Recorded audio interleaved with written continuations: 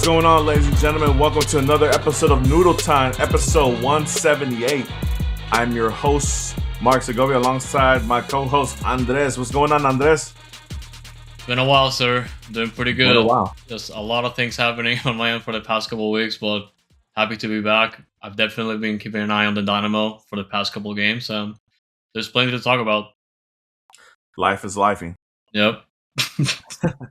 Nah, man, but always good to have you, my guy. Always glad to share the screen with you. A lot of stuff going on. The last couple of episodes, the episodes have been kind of tight, kind of trying to expand on things because not a lot of things were happening. But we have a bunch of stuff to talk about. A lot of good stuff on the plate, and a lot of some things that obviously we still wondering of what's going on with the team and stuff like that. But hey, let's be positive for once, man. We're coming into this episode with two wins, one in the U.S. Open Cup and two back-to-back wins in MLS. Sorry, I got my. I know, man. Too many wins going on. Too many wins. Yeah, we're too many wins. I haven't seen so many wins in a while. Oh man, I wish I could say that every episode. Too many wins. But yeah, man. Back-to-back 1-0 wins. One in and obviously last night here versus San Diego, and the other one versus Orlando on Saturday. Sorry. So it's good to see. What's going on, Rushan? Appreciate you being here in the chat, my guy. But with that being said, man, let's talk about it, man, because obviously you weren't here for last week's show for the two prior shows, right? Yeah. And one of the big things was about the disappointment in the Colorado match, the big loss against Colorado. Obviously the U.S. Open Cup win against El Paso kind of lying the load, and then obviously now going back to back as far as on the win columns against San Diego and Miami have kind of lined the mood as far as like the Ben Olsen out crowd, right? But that being said, I mean, let's talk about it. Saturday we went down to Orlando, land of Mickey Mouse, to play against a team that, crazy enough, has a worse defense than what we have, and Orlando City. So a battle of horrible defenses, and ironically enough, it ends up being a 1-0 score win for the good guys. Ache scoring his first goal back with the team, ironically enough, on his birthday weekend. So happy belated to Hector Herrera. So a good sign, obviously, when you can score on your birthday or your birthday weekend, and obviously pick up a very important 3 points. Very, very important 3 points, if I might say so myself, because honestly, I think me and OSG spoke about it.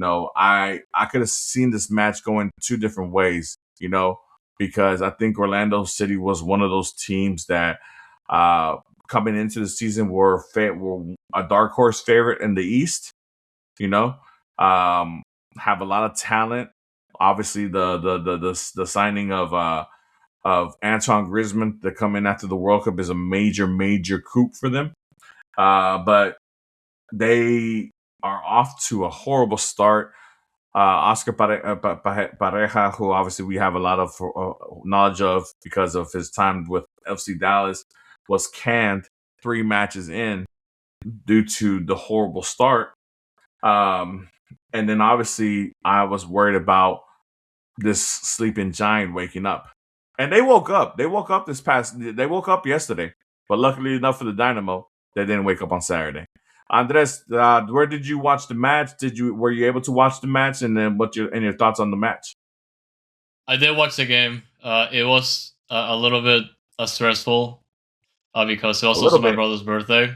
So I was on my brother's birthday, like having a good time outdoors out there, and there was a place that we went to that was streaming the Dynamo game, and I was in between the place that we were. And in between like phone notifications, I was keeping an eye on that game because it was extremely important for us. Like you said yourself initially, Orlando is a team that has been struggling, and way before Oscar Pareja was fired this season. And for me, it was a winnable game. because it was a winnable game, not because of our roster situation, or rather the amount of adjustments we have to make. Not just because of the schedule grind, but also because of the injuries and suspensions, but also because this is a game that Ben Olsen had to win. And it came down to that.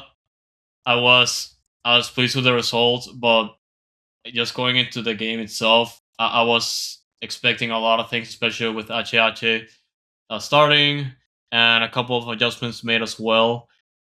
And yeah, we can definitely get into depth about that. But honestly, just heading into it, I was expecting a win. Although from the back of my head, I was like, I don't want to see the Dynamo that I hate. I want to see the Dynamo that I know are better than this, and they prove themselves.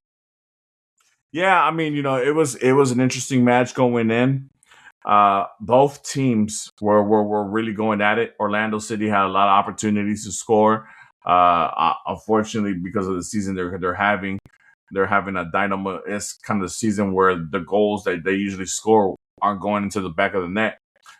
Because Orlando City really had an opportunity a couple times to really get a hold of the game and take advantage of the game and really put an end to the Dynamo. But fortunately enough, the soccer gods were on our side that day, and obviously, Achachi getting the goal was a great feat. But obviously, Achachi gets the praise for the goal. But man, the lead up to the goal and in Nali's performance, his dribbling to get to the point of of creating that opportunity for Achachi to score.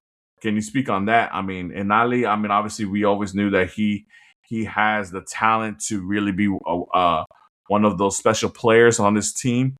But to really see that spark, man, it kind of makes you think like, man, you know, I feel like Ben should allow him to be a little bit more free out there and let him do his thing. On his speed, man, and like it's wonderful to see him back because we need his everything that he brings to the Dynamo. We need him severely this year. Uh, I initially have been talking about like how the the players that we signed in, particularly Bogush and Guilherme, we're gonna be taking some of the work off of, or the most of the stuff that he does on a game by game basis. Like he's still extremely important to the team because he's gonna open the game wide open in the right situation.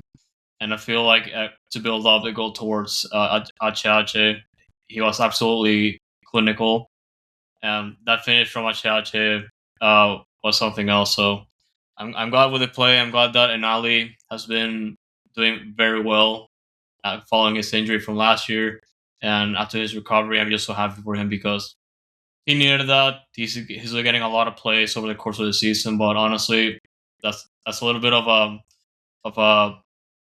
of a highlight of what he's capable of doing. Mm-hmm. Obviously, on the chat, Rushan is mentioning the fact that Achi got that opportunity because Ponce missed the rebound initially. Your thoughts on Ponce, man? I mean, obviously, look, I've been one of the biggest Ponce supporters since the season started. Way before the season started, obviously, I mentioned that if you're gonna invest what you did and afford and like Ponce, you got to be able to get players around him to be able to create and be able to dish him the ball and get him the ball right. We talked about the left side being the best side and the right side being the dead side. Me and OSG a couple weeks ago. The Guilherme and Nale side has done above and beyond, while the Borges and Holmes side has been lackluster, at best, right? It was an unfortunate thing. Obviously, I thought Ponce would have scored that, but I mean, obviously, Ponce right now is just not. I don't know if it's mental. Obviously, he scored a goal against El Paso Locomotive in the U.S. Open Cup. But what do you think the problem is with Ponce at the moment, as far as like his scoring ability and just do you think it's getting to him at this point, or do you think he's just not that type of player to really show what he's feeling, and he's just, hey, I'm just here to do whatever I can to help the team win?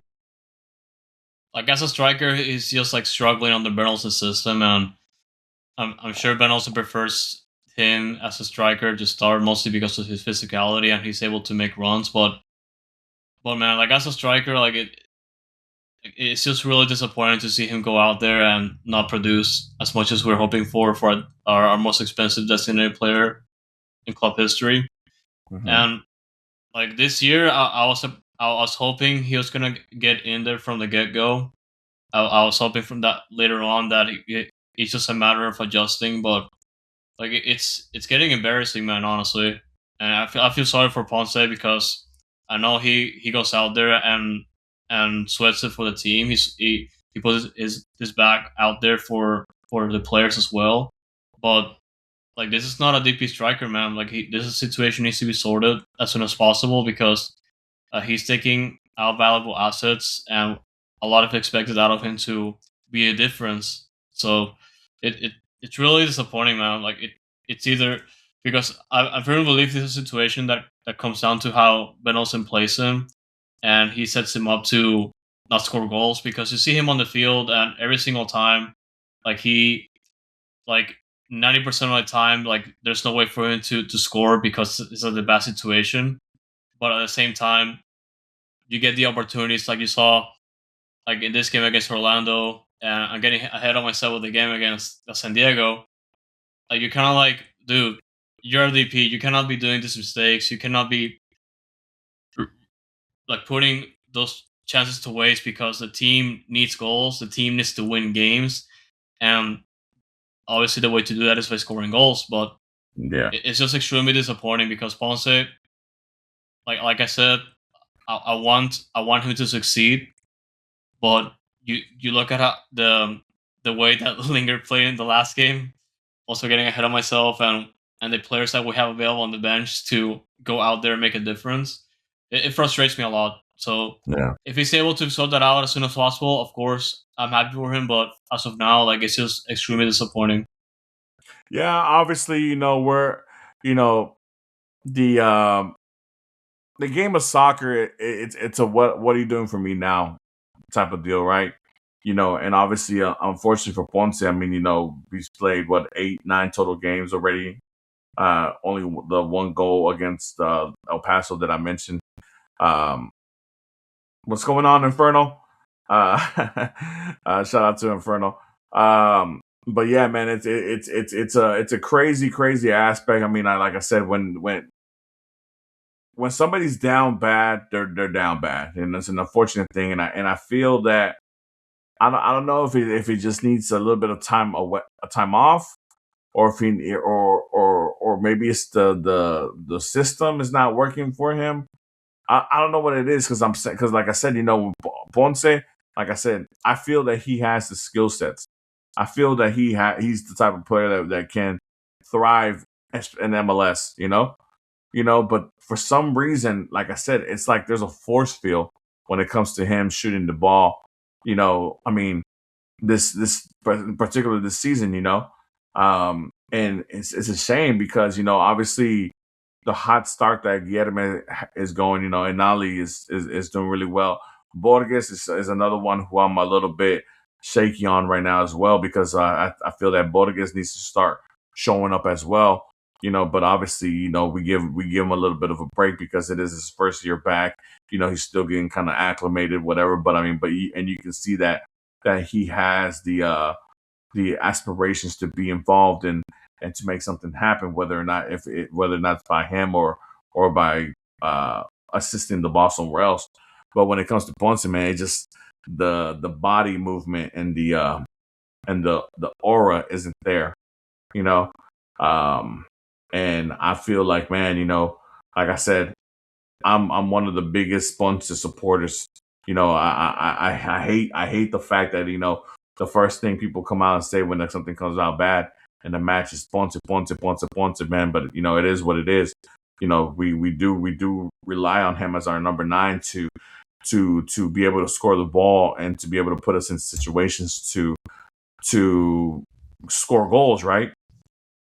But it's not happening for him, and I just don't know what the coaching staff or what the players around him can do to get him out of the slump. No, like honestly, just the way that the situation has played out, and the fact that for like the past couple seasons he has been consistently like this, it's extremely concerning.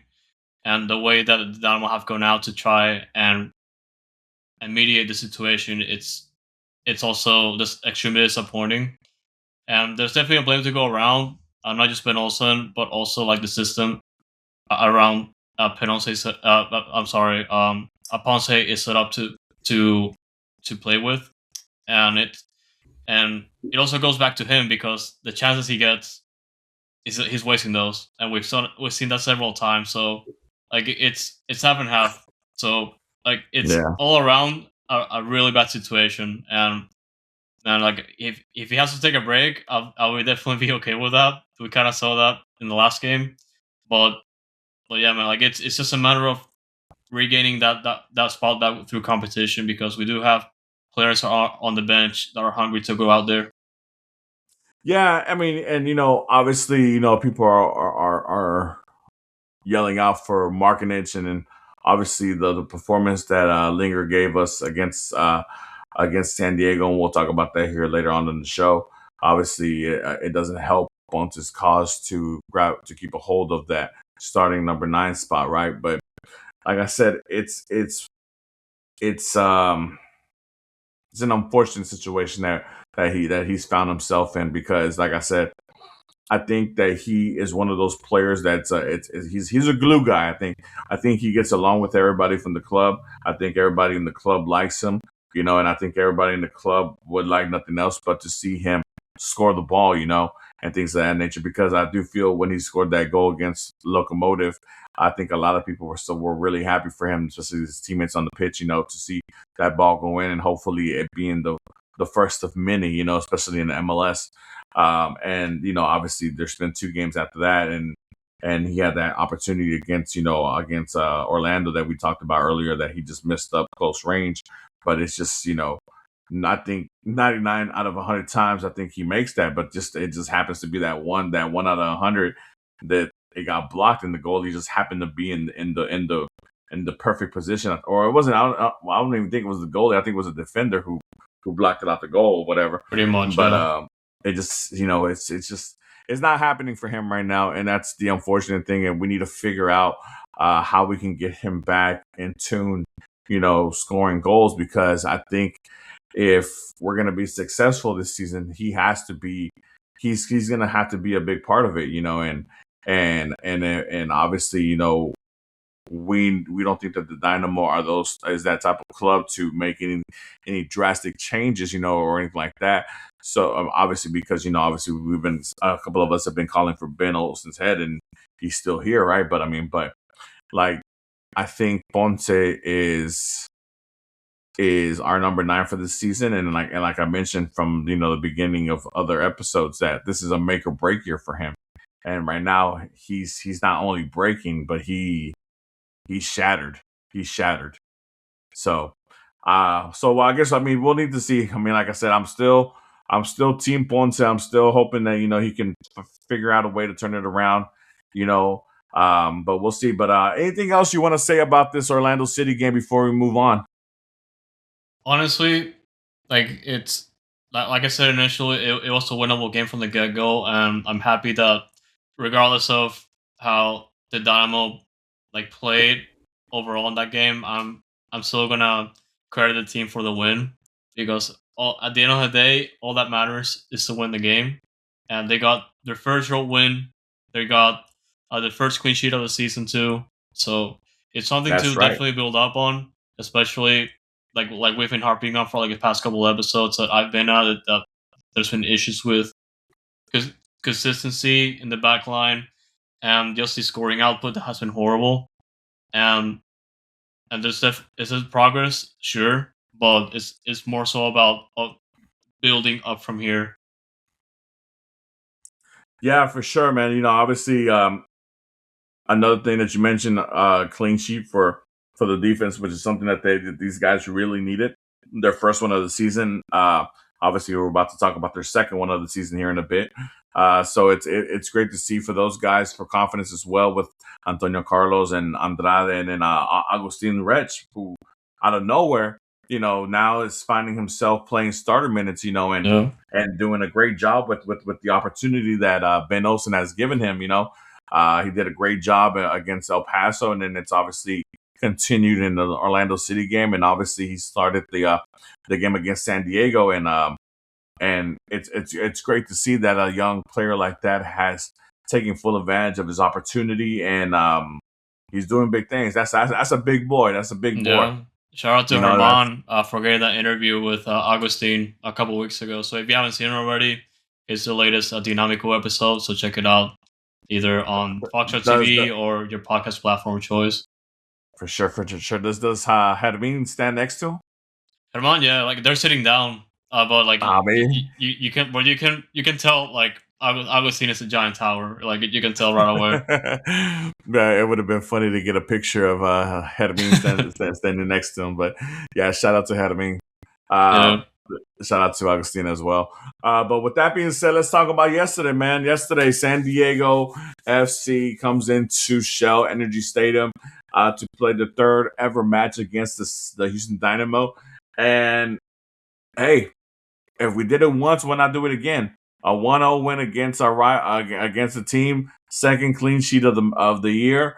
A gritty match, a gritty match, because honestly, there was a lot of things that went the Dynamo way, but there was a lot of things that could have gone wrong and could have gone San Diego's way as well.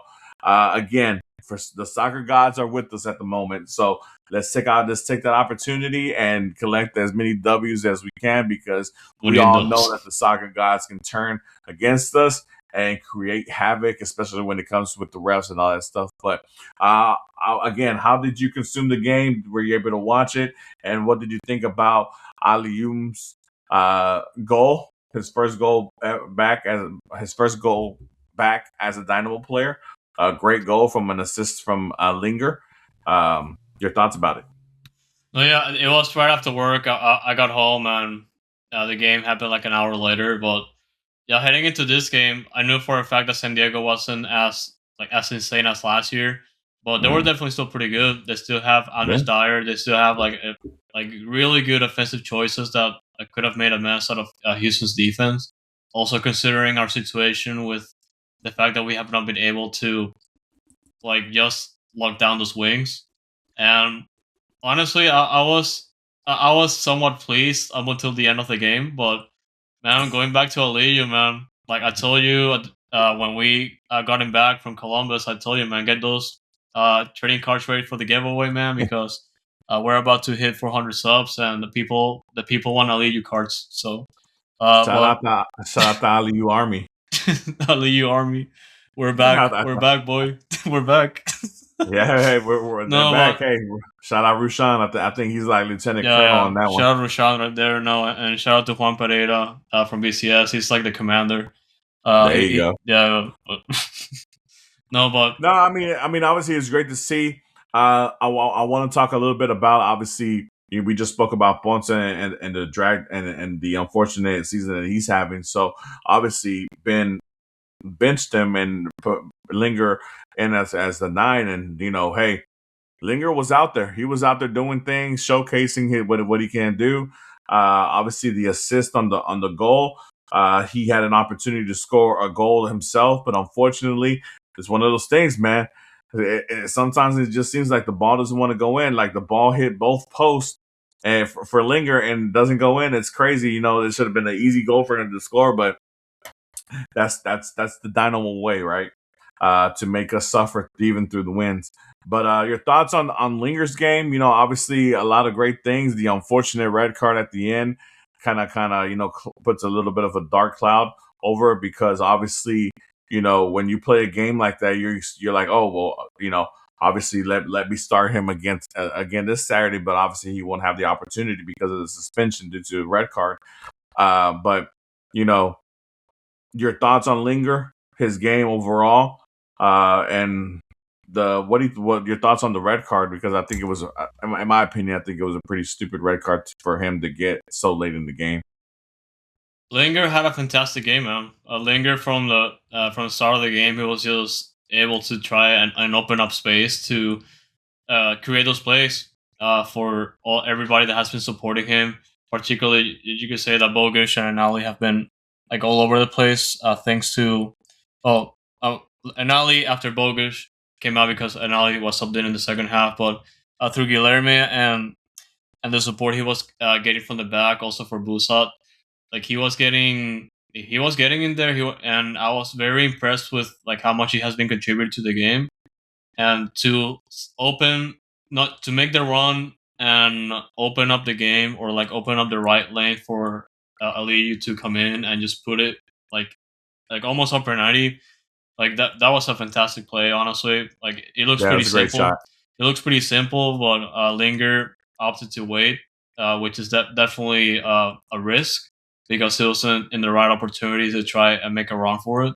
But he chose to wait for Aliyu, his teammate. Aliyu, man, if he works as a wingback, man, like if there's a couple things he knows, like he's very good at, it's just finding those spaces and like finishing is not one of them. But man, that was a golazo right there, man. He put it absolutely out of reach for the keeper, and that was a fantastic strike from him. Linger was just creating like throughout the game. He was just consistent danger, and man, that red card is absolutely infuriating. That I saw Linger having that type of game, contributing to the team, and like almost throw all that away because of that absolutely silly and unnecessary action. Because he went down, he was fouled from the back, and he was like dragged down. But whenever he was doing like a somersault, like on the grass, he kicked the player that dragged him down. And that's a no-no. With his sub, and I'm like, bro, you did not need to do that. You could have really injured him. And you could have injured him, yeah. And I hope it's not like an additional game, but they could easily go there, and I hope that's not the case. But we're back in a situation where if this was the 50th minute or 40th minute of the game, and we get another red card that way, that could have seriously like ruined Houston's game plan here. And yeah, Ben Olsen kind of said it in the press conference after the game, but this is something that he has to put it on the players, man, because like this absolutely they cannot do that. Like it's absolutely unnecessary. It doesn't help anybody except the opposing team, and it's absolutely unforgivable, man. Because we're back in the situation where you're gonna be suspended for the next game. You're gonna hinder the team in the next game for your selfish actions, and absolutely unnecessary. And it kind of kills the momentum he built for himself because obviously he's been speaking about like, hey man, I need an opportunity, blah blah blah. Because I mean, let's be honest, Linger was our quote unquote one of our DPs last year, right? And you know he's kind of like the forgotten man behind Ponce, Borges, Guilherme, and Ali, you know, and Holmes, right? He's kind of the forgotten guy. You know, and obviously with McGlynn coming back hopefully pretty soon and all that stuff, I mean, he's been just kind of in purgatory, right? And so he gets his opportunity and he showcases himself, gets involved, you know, is attacking, is providing, is creating, is causing havoc on the defense, and then to end the game the way he did. I mean, obviously, look, the foul that the guy was doing, I mean, it was a silly foul, but obviously, you know, at that time, San Diego's trying to do whatever they can to get the ball back to equalize the game at the end, right? And Linger just kind of got caught up, and unfortunately for him, like I said, I don't know if it was blamed, but I mean, it seemed kind of blamed, but that's why it makes it a silly red card on his behalf because he basically ruined a great game of him, you know, doing something stupid like that. Because like I said, when you kick up with stubs like that, you can really injure somebody. You know, you can literally stab a person, you know, with those cleats and those nails underneath those cleats, you know. So, you know, it's an unfortunate thing, and like I said, it just kind of kills his momentum because he's not available Saturday, right? And then if MLS, I mean, I haven't heard anything unless you've heard something recently, but I haven't heard anything as far as this disciplinary report. I mean, if they look at it again, they see and they deem it worse than what it was. I wouldn't be surprised if they go and give him another game like they did Markinich. I mean, they gave Markinich 2 games for him accidentally kicking the goalkeeper in the face with his cleats. This looks a little bit more purposeful. If I'm comparing the two, this would be the one I would give 2 games for instead of the one Markinich got 2 games for. But I mean, it is what it is. So. But with that being said, Aliyu Redemption Tour, I'm all here for it. He had an opportunity later on in the game to score. I forgot who gave him the ball, but it was a pretty clean pass to a pretty open shot for Aliyu, and then Aliyu reminds us of why he was traded away to Columbus. It's almost a win back for sure. But yeah, like as long as he's okay with like transitioning to that position, like I'm sure he's fine. For sure. And let me ask you this, man. The rotation on this game was pretty nifty. I mean, obviously Andrade got moved up to right wing back to cover for Holmes. Negri got the start in place of Andrade on the left hand side. Reach, the young phenom, the young Argentine got the start alongside Antonio Carlos, and obviously Aliyu getting the start at left wing back over Inali. Your thoughts on that? And then obviously the midfield was different too. Ache gets a little bit of a rest after scoring the goal against Orlando City, and Chiquis gets the start in front of him. How were your thoughts on the rotation? I mean, did you like the rotation? Do you like the fact that that he's giving all these players the minutes that are available, and that these players are actually showing up now? Your thoughts on it? I'm definitely happy that Ben has been utilizing his players, especially in the schedule grinder, like that coming out of back-to-back games like that, and looking at the league game against Austin and the game after that in the Open Cup against Louisville City, and the game after that against I believe it's Colorado. But like it's just all these games to consider, and honestly, like if I have to complain still, like I'm still kind of sucks that we're not utilizing our homegrowns as we should. If we're signing all these players, we should be able to give them a chance already. But I get that, like it's a little bit risky if we're just calling out a homegrown to have a very important role to the game, and especially if it's a game that we have to win.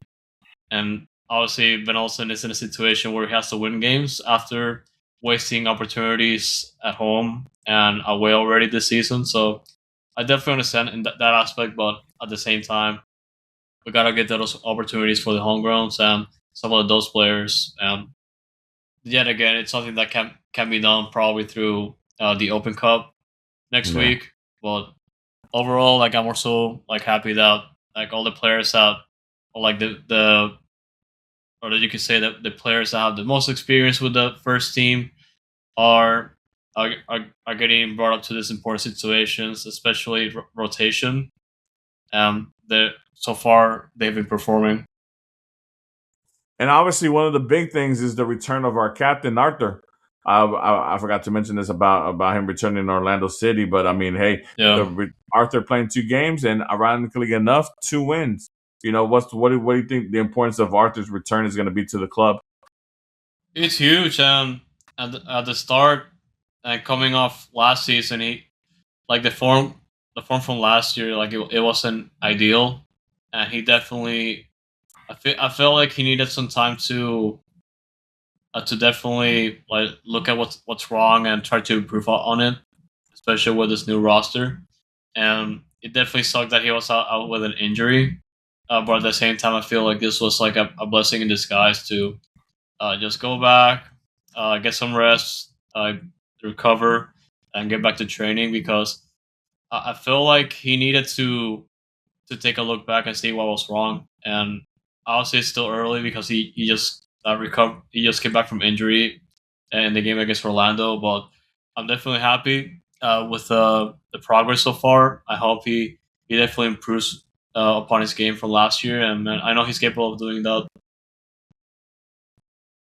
Yeah, man, it's great to see our captain back, and obviously the fact that he's back and we're winning games, even if it's just 1-0 games. I mean, 2 clean sheets, 2 wins. That's a hell of a start to start his campaign this year. Obviously, last season wasn't the best for him. Obviously losing his teammates in Ache and Coco kind of really hampered his situation, and obviously getting to know how to play alongside McGlynn and obviously the other midfielder was just a Brooklyn Reigns at the time who was just rotating in and out, whatever. It was a little bit of a difficult season, and I think the familiarity of having Hector on his side and that Orlando City game really helped him ease into the game, and then obviously just building upon that, and the San Diego game was just great to see. Who knows? He might get the start against Austin. Who knows? Or he might get it and win next Wednesday in the U.S. Open Cup game. But I do see obviously Artur returning back as a starter. Now whether that midfield is starting to get a little bit compact, man, because there's only 3 spots in it. And obviously we know McGlynn is out. When he comes back, he's obviously gonna fight for a starting spot as well.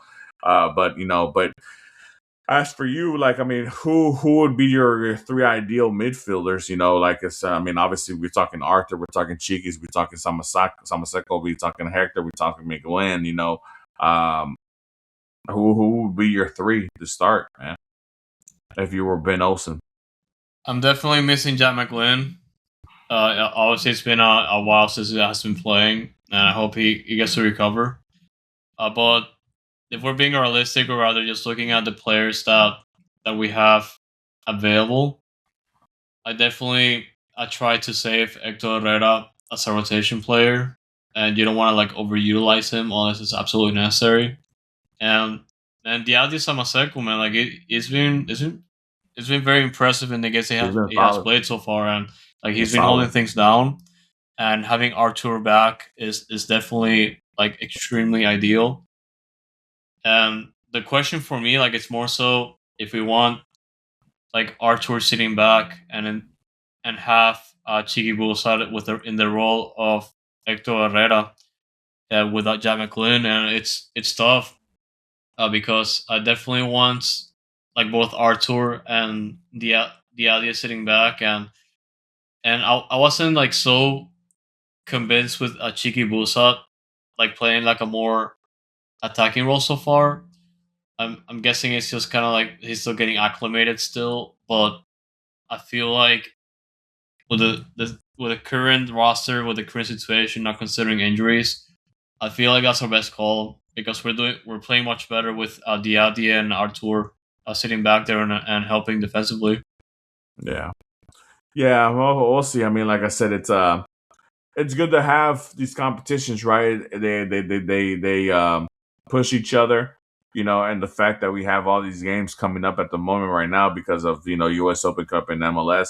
It's a great time to make sure that we get the rotation in and that everybody pulls their weight and showcases that that they deserve to start.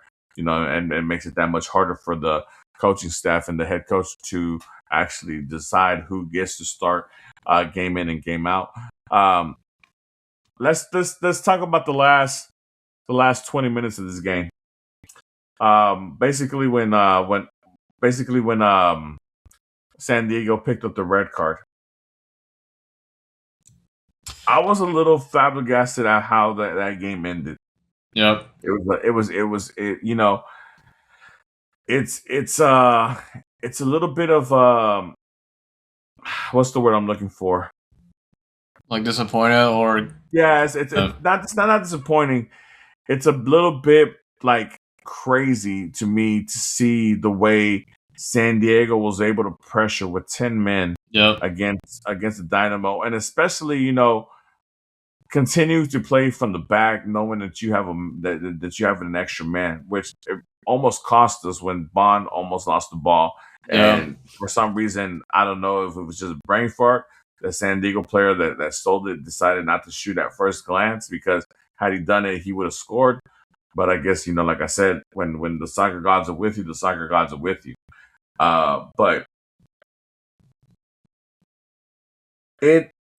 to see that kind of pressure and that kind of attitude from the San Diego, I got to give respect to the coaching staff and their way and their philosophy, because they said, you know what, we're on the road, we're down 1 goal, if we're trying to steal a point, let's be the aggressor, let's be the aggressor. And I just don't understand how you decide to literally park the bus when you were man up. Yep. Like even though they're being aggressive, they're gonna tire themselves out. If you're able to possess the ball the way you're able to possess, you're gonna find that opening, and you're gonna be able to find that open man to create the opportunity to counter them, and hopefully score that second goal that will finish them off and end the game. But unfortunately, you never did that. You decided to step back, and they almost scored on us about 2 or 3 times. I don't know.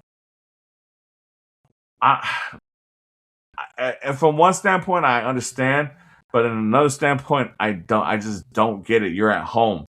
You have all the momentum going. They're down a man.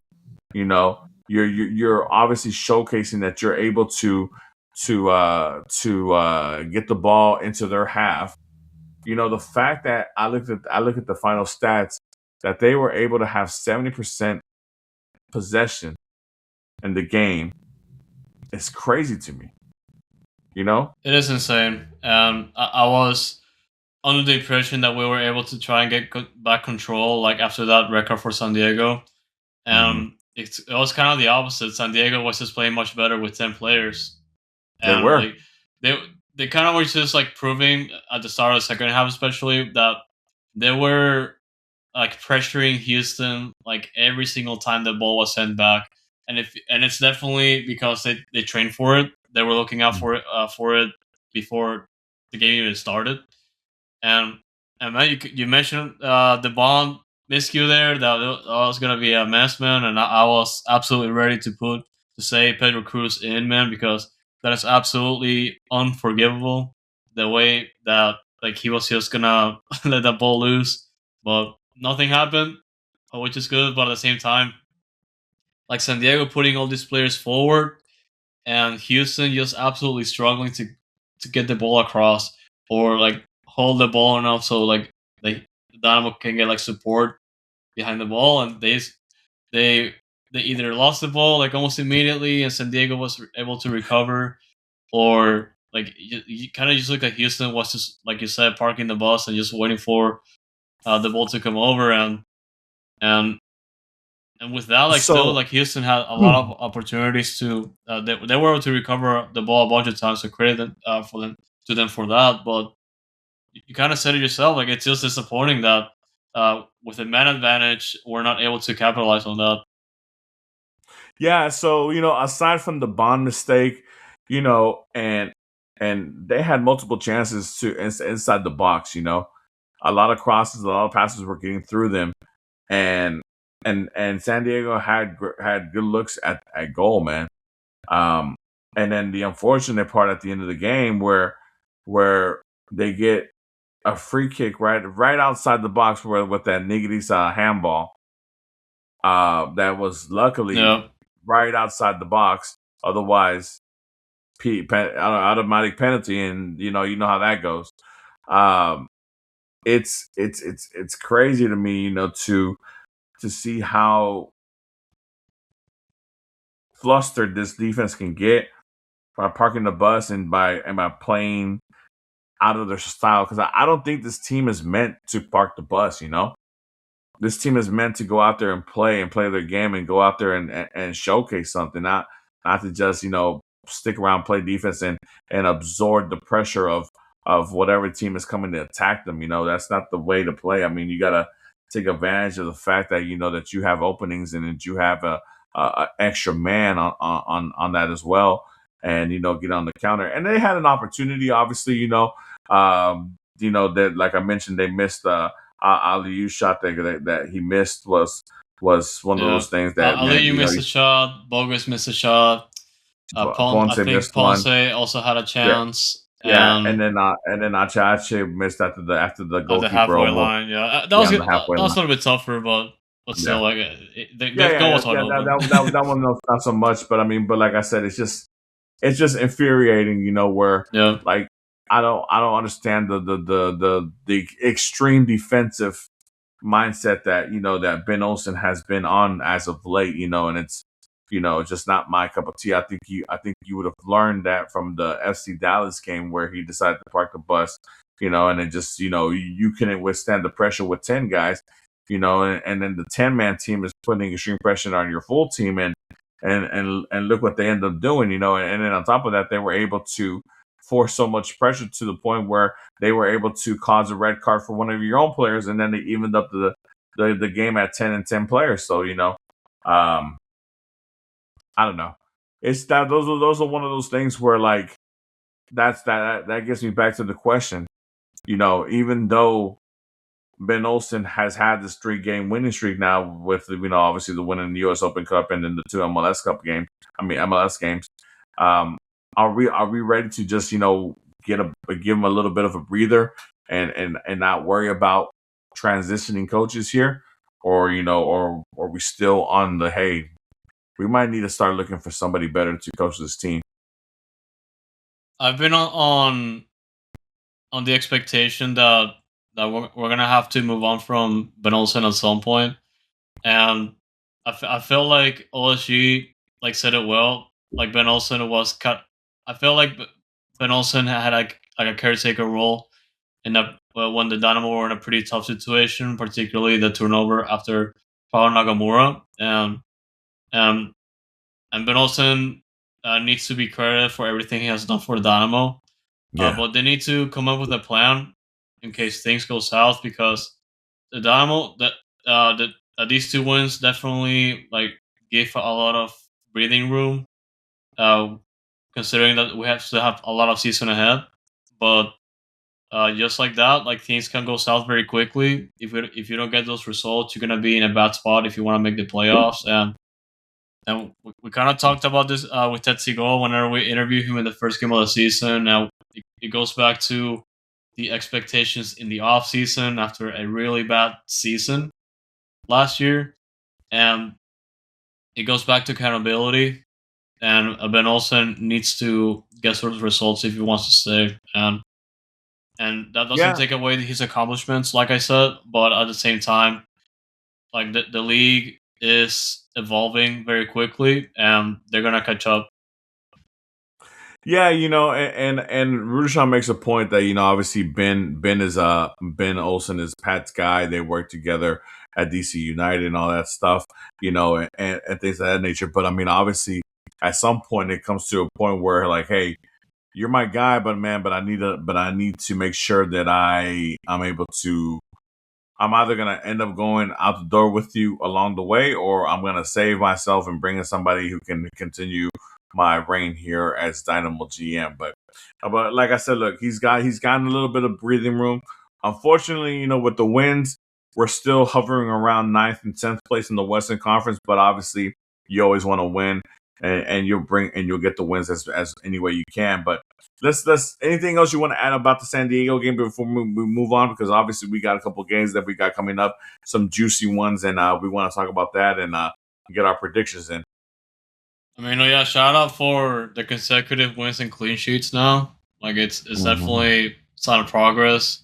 Like although I felt like San Diego was a tougher opponent compared to Orlando. Like still credit goes to the team. I hope they use those opportunities to build, because we need more wins. We always need more wins either way. For sure. And I am definitely moving on towards the next game in Austin and the Open Cup. For sure. Let's talk about this Saturday game. A fight for Texas against Austin FC and Austin Q2 Stadium this Saturday, 7:30 at Apple TV. And on your home turf, are you going to the game, Andres? I am, yeah. I'm going as media. Herman is also driving here, and nice. OSG is going to be a fan, and he's going to be a fan. Rowdy with the search and all the traveling supporters. OSG, that man be working, man. He be driving, so I'm allow him to be a fan for this one. Austin, obviously, Austin are a team right now who are trying to find themselves. They have been knocked out of the U.S. Open Cup last a couple of weeks back against Louisville City. They lost their last game. They're kind of hovering down the bottom of the Western Conference, one of the worst teams in the league. I think they only have about 7 points in the if I'm not mistaken. If I am, please correct me, Andres, or whoever on the chat if they have if they got it up. But we're catching them at a really low point at their season. Obviously, granted, the season is still fairly young. But obviously, us coming, like I said, coming in hot with back-to-back wins in the season. Obviously, a U.S. Open Cup win. What do you expect to see out of the Dynamo this Saturday? Do you think, obviously, with Linger not being available due to suspension from a red card, does Ponce get the starting job back automatically, or does Markinez maybe get an opportunity? I think, unfortunately, Ponce starts because they kind of have to consider the fact that Markanic might start in the Open Cup game, and with that, I feel like that could definitely hinder the team to get some goals in the back of the net. But I feel like Ponce is a starter here also because he was kind of rested in the game against San Diego. Yeah. And honestly, it could. I'm trying to see a positive here because look, if he's able to get that opportunity to score and he's able to score, I welcome it. But we've been in this situation before several times this year. Like he's got to show it to us, man. Like it sucks. I'm sorry to say, like if he ever listens to us, but like it's just disappointing, man. And if he's able to prove us wrong, I'm gonna eat my shoe, man. Like make me eat my shoe because we expect bigger things from you from Ezequiel Ponce. But I feel like he's gonna start here because he's just kind of like the utility player for under Bernal's system, and he's just gonna be like an extra man that's gonna be able to cover ground, or rather just play defensively up front, which kind of sucks. But yeah, I feel like that's the choice here. But man, the game against Austin, I feel like this is a winnable game for us because you kind of said it. Like even though like Austin is in a bad place, this is an opportunity that we cannot miss on, and we need to make up ground in the Western Conference standings because things are still pretty tight. And Austin is in a bad situation right now, so like there's not much more to say there. Yeah, obviously going back to the Ponce situation, it's a unfortunate situation for him. Fortunate enough, the fact that obviously he's going to get the opportunity again to start. Now he needs to make the most of this opportunity because obviously the only reason he's getting the start, I think, is because obviously Linger being suspended due to the red card, right? Because otherwise, I think Linger would have got the start. So obviously, if he does really well, to be honest, I think if he just scores a goal, I think it kind of just brings him back into the fold as far as like hey, we don't want to give up on you because look, like I said, I believe that Ponce is an important component for the Dynamo this season to actually be playoff contenders and to actually maybe even be a dark horse MLS Cup contender or make a deep playoff run. So with that being said, obviously you don't want to keep you don't want him to keep failing, right? So you want him to take the opportunity. Hopefully he saw how well Linger played this past game and he's motivated by the fact that hey, he has somebody that's right on his heels, if not past him, up for that number 9 spot, and the fact that that guy suspended, you're getting an opportunity, which might be your last opportunity to showcase us that you can be the starter for us during the MLS season and and showcase what you can do. With that being said, again, the main thing is to collect the win, collect the points, and keep moving up the table, right? And with obviously Austin FC not being that strong of a team right now at the moment, I think this is a perfect opportunity for the Dynamo to go in and really really put their foot on their necks. Obviously this is a rivalry game, so obviously rivalry games are a little bit different than just normal, MLS games. But with that being said, like I said, we haven't had the best of luck at Austin. But we should be able to pull out the win. I have no doubt that the Dynamo have the talent and the drive to get this win, and it would put us in a very good situation if they get this win. But with that being said, we can't allow ourselves, or the Dynamo can't allow themselves to play down to Austin's level, and unfortunately maybe give the Austin the opportunity to beat us at home, or to uh, take away points from us that we desperately need. Um, so with that being said, Austin, they have some dangerous players. Usani, we know what he can do. Obviously, Fernando Torres is their big DP signing, coming back from Palmeiras back to the MLS. We know what he can do. That guy's a beast. When he was with Orlando City, he's still trying to find his rhythm with Austin, but I don't doubt if he ever does find it, he will be a beast for Austin FC if he does. Obviously, It seems like every time we face Austin, there's an old Dynamo player playing with them, and obviously, I'm referencing like their super sub Cristian Ramirez, who he's coming off the bench and scoring goals for for Austin. So it'll be not good to see that guy come off the bench and score against us. So we want to possibly not have that happen, but with that being said, it is a situation that could happen, and obviously Cristian Ramirez is as of late has been really really potent as far as scoring goals in MLS. So during his time with Austin FC, and obviously with the LA Galaxy, and prior with the Columbus Crew. But your prediction, I guess I want to hear the prediction for Austin FC. Do you think the Dynamo can pull off a win, or can they at least pull off a tie? Roll points or golden points, or does the Dynamo lay a fat egg and lose against Austin? Man, I see the win. I'm gonna say 2-1, and I feel like the main difference here. I feel like Austin is just gonna be taking a page out of San Diego's playbook, and it's kind of been the theme whenever Houston playing Austin, that there's gonna pressure all over Houston and make them mess up. And they could definitely succeed there, and I feel like that could be a difference in that game. But with the current situation and the fact that we're pretty hungry for wins now, I feel like we have the edge. So I do have 2-1. Who scores your goals? I'm gonna go with Bogusz, and I'm gonna go.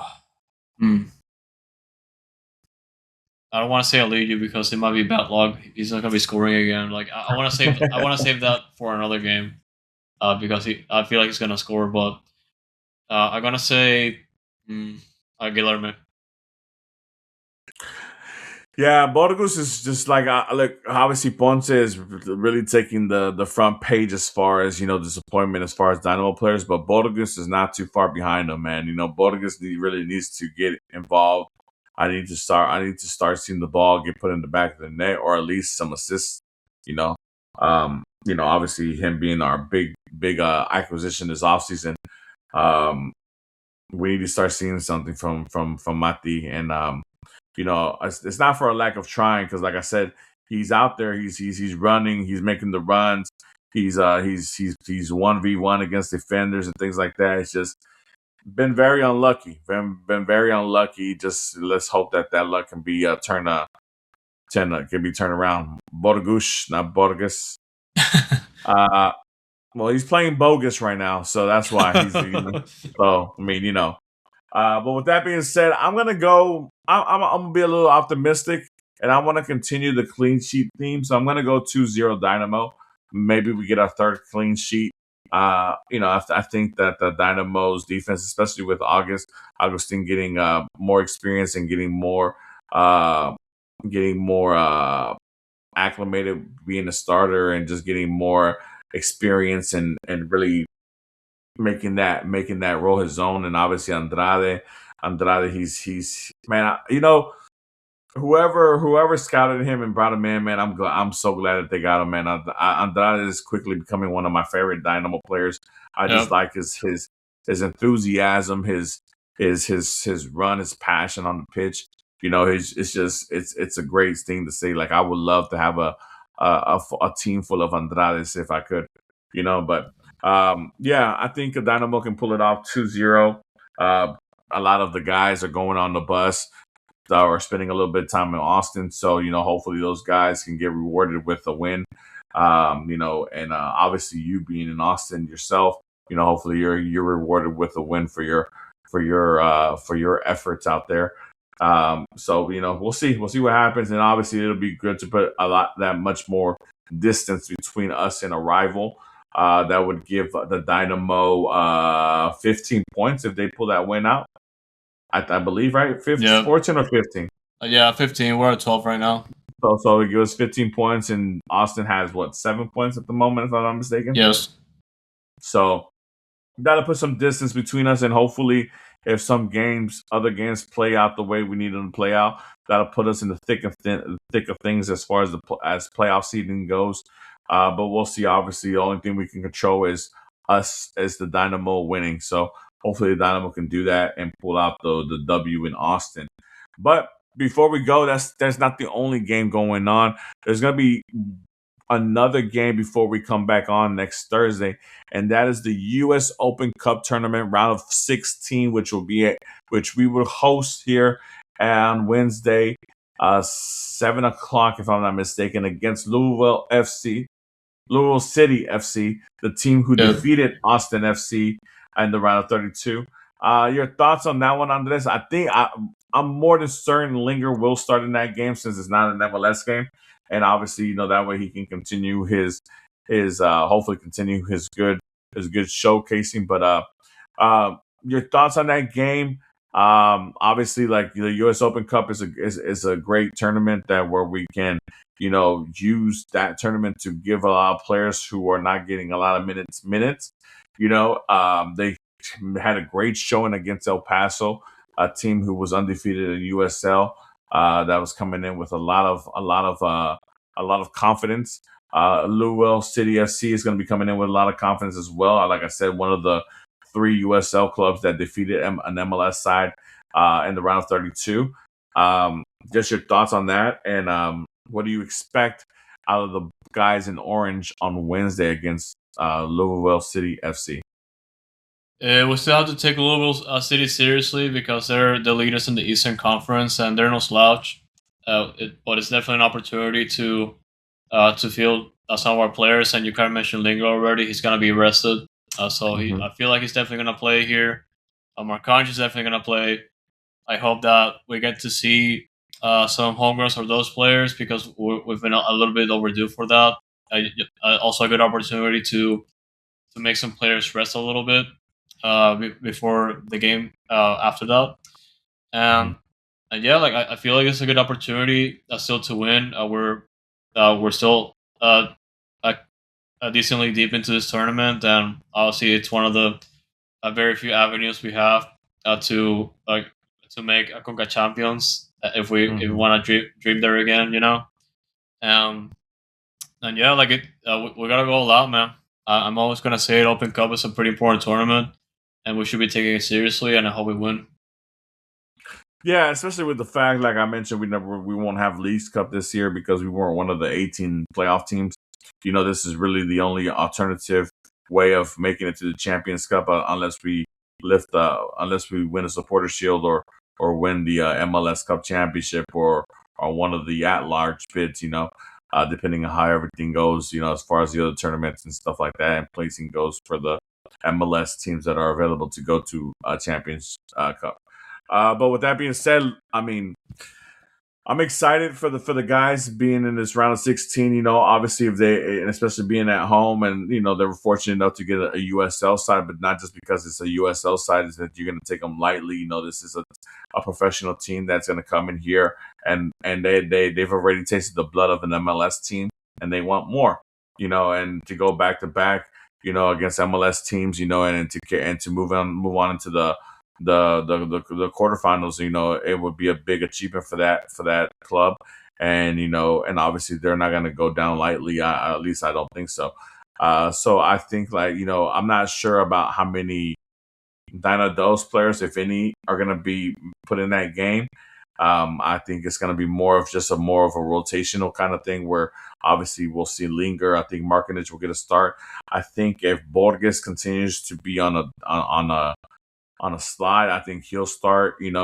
And players like Guilherme, obviously Ponce, and Ali will be benched and rested. I think it'll be a game for Dwayne Holmes, who recently lost his starting spot to Aliu, to kind of get back in form and hopefully, still showcase that he's still, available to give minutes to the game.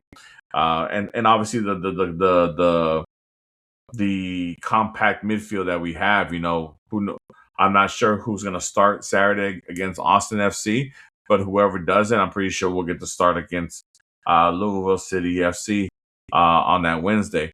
Yeah, and we'll hopefully get a status on Jack McGlynn. Like he also says questionable still. I feel like Halter might be a little bit off still, but we'll see. Still, like we always don't know Venosa's cards as always, but we'll ask for sure. Yeah, for sure. So let me get your predictions on that game before we get out of here. Yeah, there's still something else, but the predictions though, going back to it. I see us winning 3-1.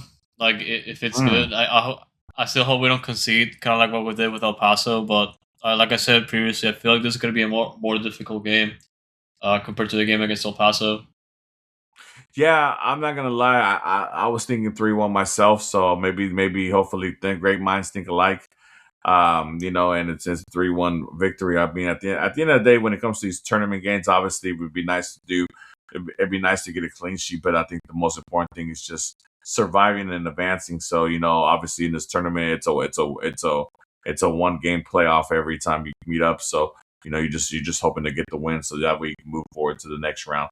And 3-1 sounds pretty good, especially with us being home. And hopefully we're coming off a Austin FC win. That'll be 4 wins in a row. And then if we win there, that'll be 5 wins in a row and both competitions. And that's a nice little streak to be on. And we can maybe be looking at Venosa a little bit more positively this time next week. So who knows? With that being said, obviously there was an announcement today. Andres, you're gonna get a little bit more detailed about it. Obviously we know that the World Cup is coming this season to the United States, and it's going to interfere in MLS play. But obviously the players and the teams around the league they still have to get training in. They still have to get matches in. They still have to stay fit for when the World Cup finishes and MLS resumes its, I guess, quote unquote, second half of the season or run to the playoffs. And the Dynamo made an announcement today of what those plans are. Andres, do you care to share with us what those plans are with the Dynamo over the summer? Yeah, it revolves around the World Cup. As we all know, the Dynamo are going to be off the entire month of June and a good portion of July. It's going to be, obviously, you have like that huge opening, considering the fact that the FIFA World Cup Fan Fest is going to be right next to Shea Henry Stadium. And I feel like, there's definitely no way they don't have events like scheduled around this. They're going to have a lot of things scheduled around Shell Energy Stadium because, as we all know, FIFA and the Dynamo are going to be running like 2 separate things. And the Dynamo did announce today that they're going to be hosting, as part of the Dynamo Soccer Celebration event for throughout the World Cup, essentially. They're going to be the Dynamo are going to be playing friendlies against Olimpia on July 11th and America de Cali on July 15th. Man, it's been a while since we got some of those friendlies, and I'm glad that the Dynamo are definitely going back there and playing some friendlies just to get back in the groove of things. obviously over the course of the World Cup, they're going to have watch parties specifically for Mexico and the United States. They're going to be hosting watch parties for the group stage matches and as well as the final on July 19th. On July 18th, they're going to have a concert. Los Tucanes de Tijuana are going to be coming over. So I believe it's going to coincide. Well, it's not going to coincide with anything with the friendlies and all that, but it's going to be right before the final. So that's going to be fun. It's just a good time. The two cans of Tijuana. Yeah. It's going to be insane, man. That's awesome. Yeah, obviously, Olympia, obviously we have a lot of history with those guys, a lot of players that played before both clubs. Maybe we'll see a couple of those players show up in the stands. Maybe we'll see a Bonia Garcia, I'm sure for sure. Who knows? Maybe Albert Elise from, depending on what's going on there. Like I said, that Olympia has been a really, really over the years, and obviously in the history of the Dynamo, has been one of the clubs that we've had great relationships with as far as transferring players onto our team and donning both the orange and the white of Olympia. So it'll be great to see that team come in, and obviously with the support and the huge Honduran community that we have in Houston, it'll be a great match. And then obviously the América de Cali, being one of the big teams in Colombia, and obviously with the big Colombian community that we have here in America and in Houston, it'll be a great showcase for them. And hopefully, we get a lot of the Colombian community to come out, all the good stuff to see the Dynamo play this friendly and, just get acclimated with the team. Obviously these opportunities are to bring fans that usually wouldn't come to a Dynamo game to come to a Dynamo game, and hopefully fall in love with the Dynamo, and fall in love or fall in love with the fact that there is professional soccer in Houston, and you can be a fan of América de Cali or Olympia, but you can also be a fan of the Dynamo, especially because you're living in the city of Houston. So with that being said, obviously good times. We'll see what happens. Obviously the watch parties would be great. Obviously FanFest will be right next door. Los Tucanes de Tijuana. We'll see how that goes. That sounds like a good time. Maybe you'll see me out there doing that. Who knows? So yeah, with that being said, Andres, are you gonna make your way to Houston during the World Cup, or are you gonna go to Dallas, or what are your plans for the World Cup? Oh, definitely. I'll be in Houston for the World Cup. Obviously, it's gonna be an issue like at Energy Stadium. If we're able to get one of the $1,000 tickets to go to the Portugal game. But no, we're definitely planning around the FanFest, the World Cup FanFest, and this is set up by Dynamo. It's a unique experience. Like regardless if you're not able to go to Energy Stadium to go to any other games, like it's gonna be insane. Having like two different events going on at the same time, man, that's gonna be amazing. Yeah, obviously the negative publicity of this World Cup is obviously the ticket gouging. The ticket prices, right? But if you do get an opportunity to go to a game, obviously even if it's the Cape Verde and I forgot who they play. Cape Verde versus Saudi Arabia.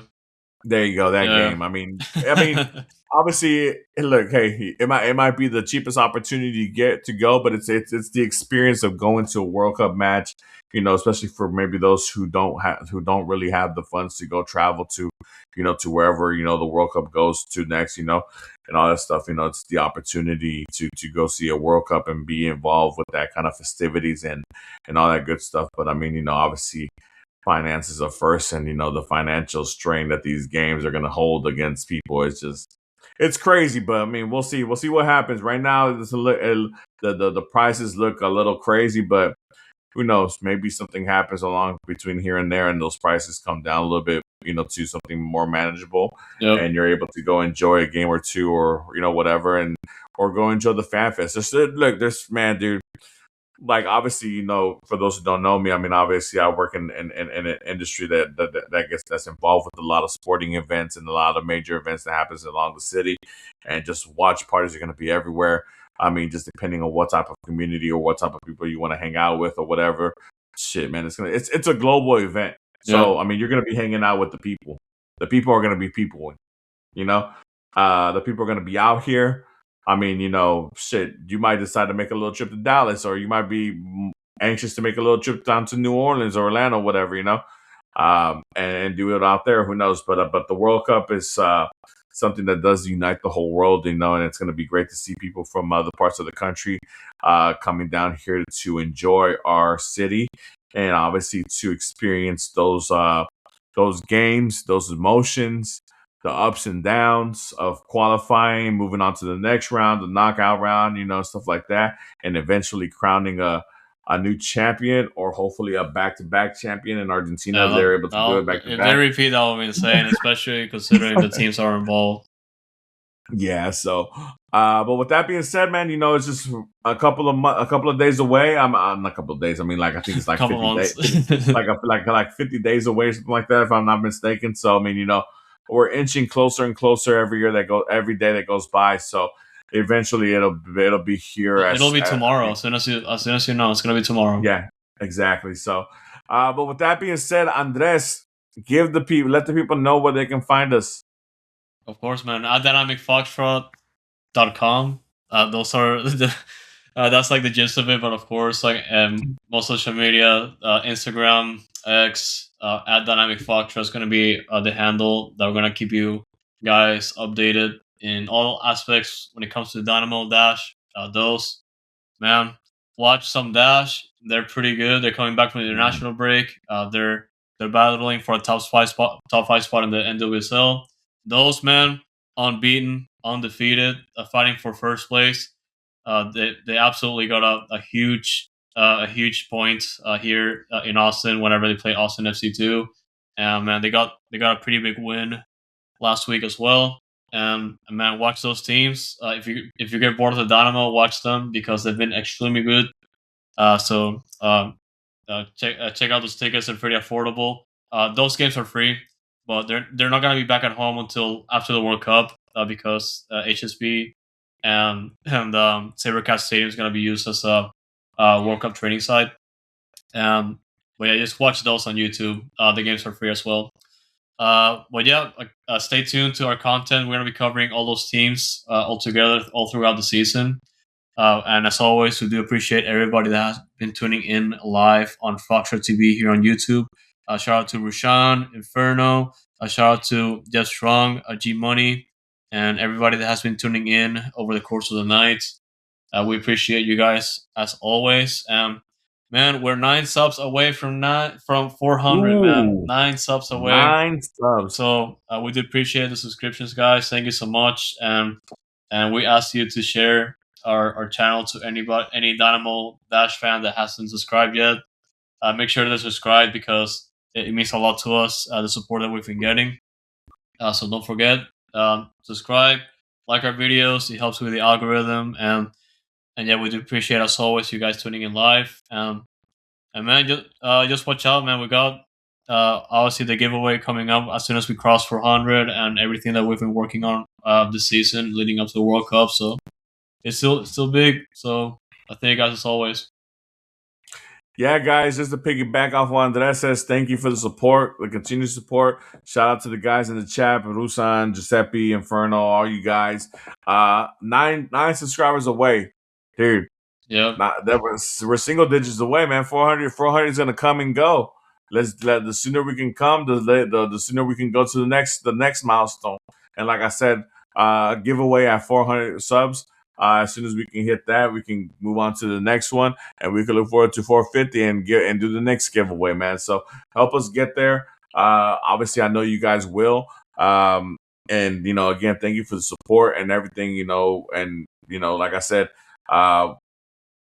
we're gonna be here every Thursday that we can, talking Dynamo, obviously talking Dash as well with OSG. Dino Dos with the guys, Dynamo in Spanish with Hermin if that's your cup of tea, and all that stuff. But I mean, obviously we do it for the love of the love and passion of this team, of this community, and we appreciate and really, really love the support that you give us, guys. So you keep us going, and you're the reason why we keep coming back on every week. So with that being said, guys, Whether we're up and down, we're always going to hold it down for H-Town. Let's keep that winning streak going. Let's hope that when we come back next week, we're talking about 5 games in a row, win, and an advancement in the U.S. Open Cup. Let's go, Dynamo. Noodle, y'all. Stay noodle.